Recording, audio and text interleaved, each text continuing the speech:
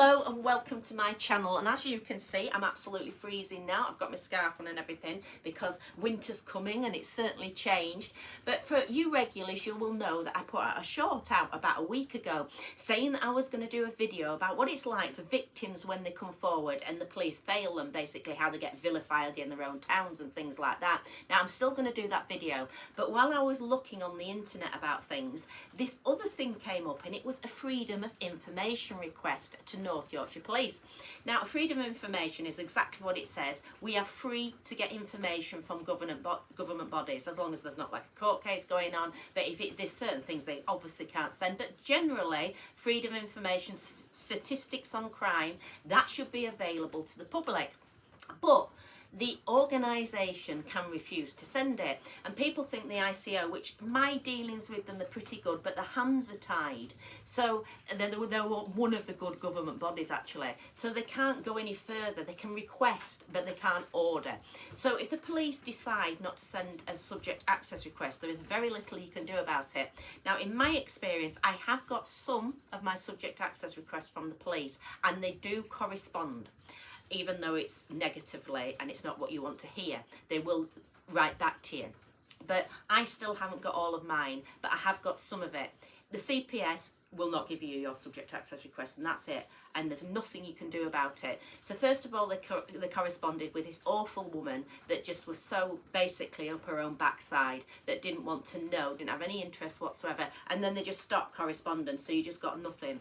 Now people think, oh, we'll go to the ICO, you can appeal it and things like that. You cannot do anything apart from go to court and get your subject access request.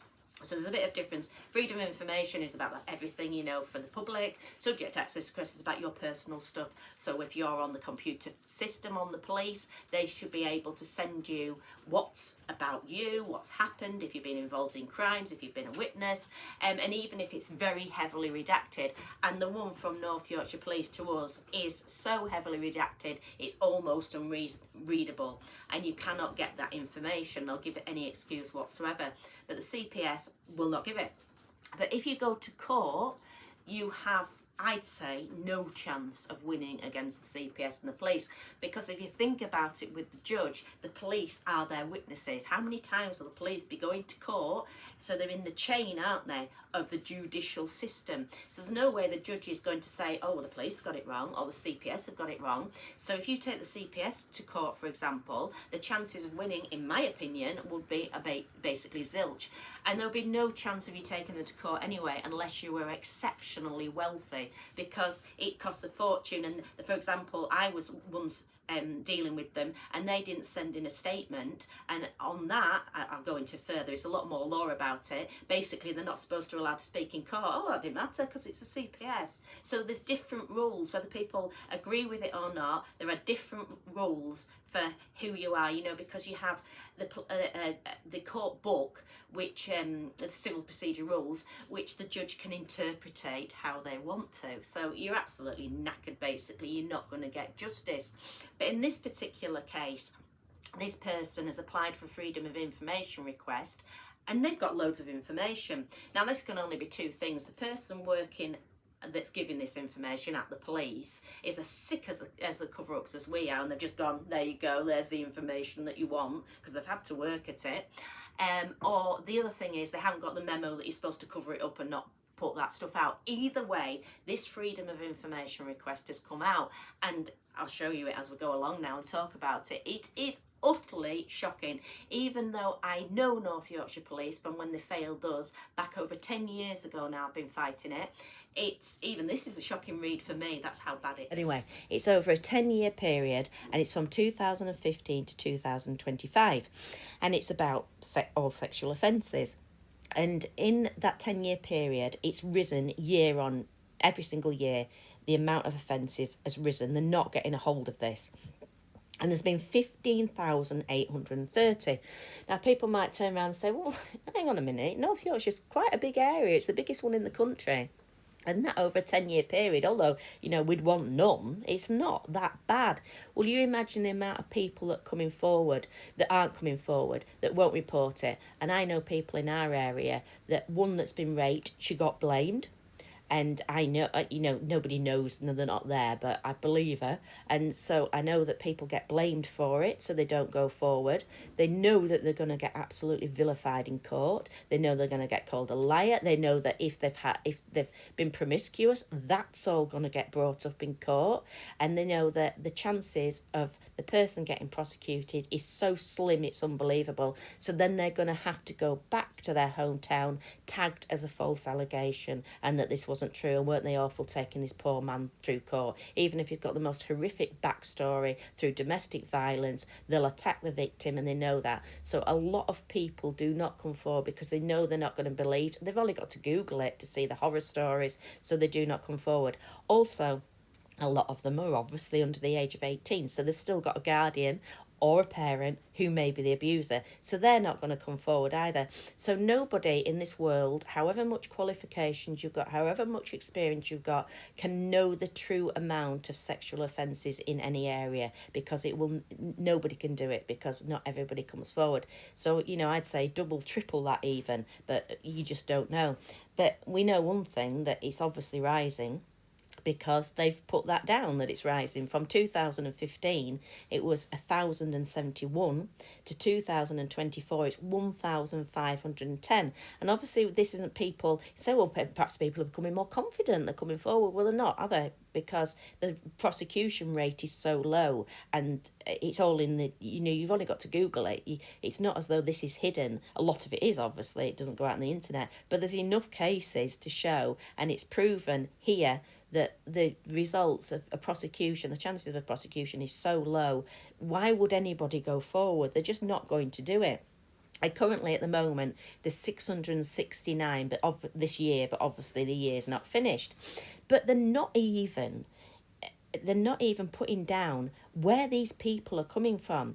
So the self-defined ethnicity, the amount they didn't record, they didn't write this down. So we're expecting them to investigate a rape, and they didn't even write this down, is 13,917 cases. I mean, it's just unbelievable.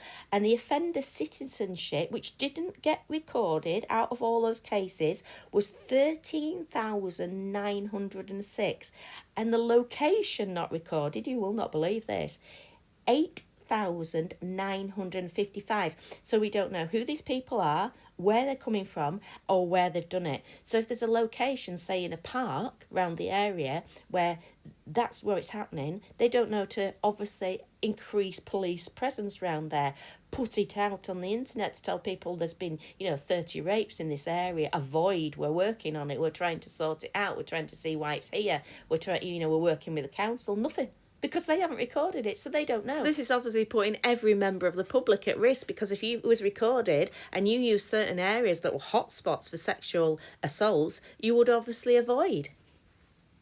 Then we go to the crime outcome. Not recorded, an unbelievable 1,032.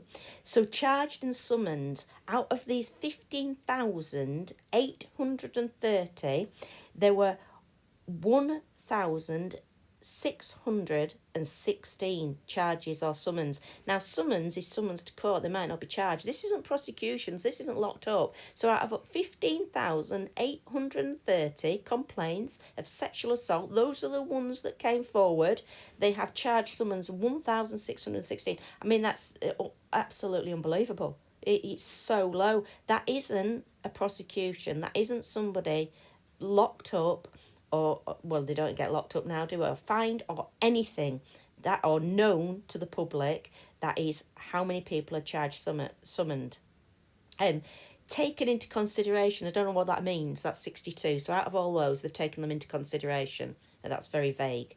Community resolution is, I don't know if people know about this, but it's basically, it keeps it out of court, it keeps the costs down. So if you're having an argument with your neighbour, rather than both of you getting a criminal record, they should use community resolution to try and get a resolution without you getting a criminal record or it costing the public. So it's basically things that won't be in the public interest. So if you're two neighbours that live in the middle of nowhere and you're rowing like hell, nobody else in the country cares about it, but obviously it affects you too. So can we get a resolution without it costing the public? That's all that's used for. Not sexual offences, well, not obviously just neighbourhood things, but little things, parking your car on your neighbour's land or something like that. Nothing to do with sexual assault, but 55 cases they've used community resolution. Not in the public interest by the CPS, 33. So they just don't think it. How can any sexual assault not be in the public interest? But look how bad this is. Not in the public interest police. So that didn't even get to the CPS to make them decide, right? 486. So 486 victims have been failed because of police. They bothered to come to the police, didn't they? They bothered to say, this has happened to me, but they don't think it's in the public interest. Well, I can't believe that, apart from a paedophile, who would think that sexual assault isn't in the public interest? And then suspect not identified, 1,275. It's just unbelievable. Now, gets even, well, it can't really get worse, but it's just as bad. So this is the amount that the case didn't go forward, but the victim still supported it, right? They say that it wasn't enough evidence, but the victim still supported action. 3,684. No further action because there were difficulties getting the evidence, and the victim does not support it. 4,347. And then no suspect identified. 1,672. And this is really frightening. Action by another agency. Well, who can do that? You know, it's the police. The police are the only people with the power to prosecute. So what's the other agency that they've given this power to? This is somebody who's sexually assaulted 261. So 261 people accused of sexual assault have been sorted by another agency. Well, which agency could that be? Because nobody else has got the power of the police.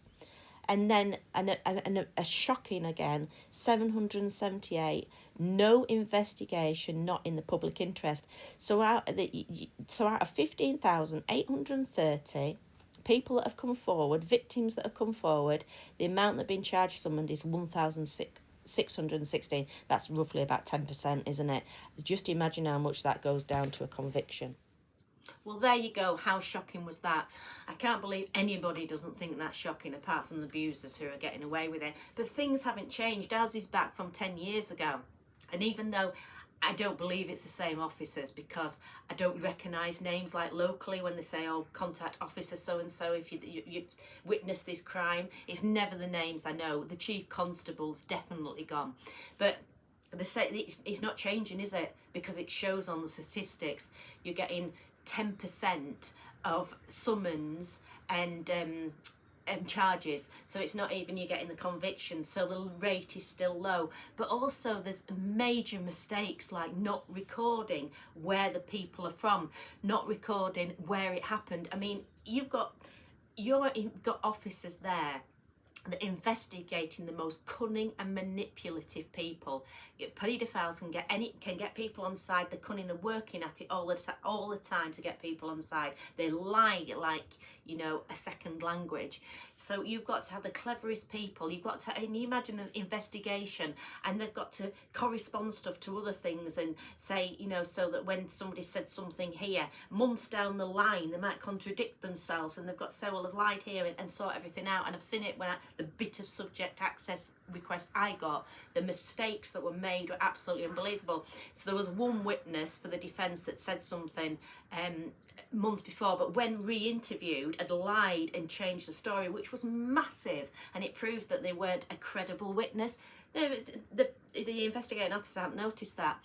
And you've got now people that can't record where people have come from or where the incident happened. That's simple, so simple. I mean, it's such basic stuff. You nearly need to do that, you know, getting a phone, you know. But these are people that cannot put that information down, yet we're expecting them to deal with the most sensitive cases with a victim that will be, especially a child, will be absolutely terrified and probably not wanting to go forward against the most manipulative people. And often these paedophiles as well, they don't use a CPS barrister because they know what they're like. They hire their own, the best QCs, and the QCs that only work on getting people like this off. So you can see why it's so diabolical. Anyway, the new video will be coming up soon. I'll get it done. It'll be out within the next few days. So thank you for watching this, and bye.